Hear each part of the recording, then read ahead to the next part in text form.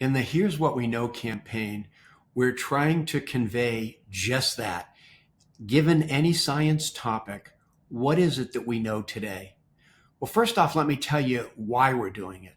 It's clear that as we look at the uncertainties in science funding in this country, one of the things that we in the science community have done a poor job of is communicating to the general public as to the importance of what we do.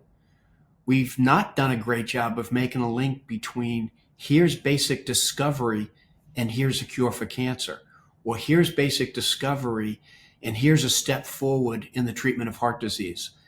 To me, it's always been fairly obvious, those connections, but we've not done a great job communicating it.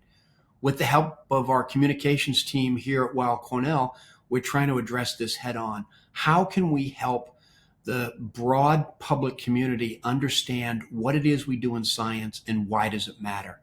And we're trying to do it in a way that's respectful, that's civil, that really takes into consideration the phrase meeting people where they are. We're not trying to say that this is everything we know about a topic. What we're saying is, when take measles, for example, which was the topic of our first installation of the Here's What We Know campaign.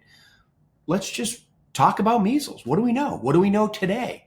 What does the science say? Where do we think this is taking people with regard to things like vaccines, risk of catching measles, risk of transmitting measles, risk of getting very sick from measles? All of that information we want to deliver to the public, but we want to do it in a way that's understandable. The second installation, which is in my own area of research, is what do we know about clinical trials? What are clinical trials? Why do we do them? Why are they important? Why should we as members of the public care about clinical trials? So for me, this is an attempt for us in the science community to be better at communicating scientific topics so that the public perhaps can see the link between science and healthcare.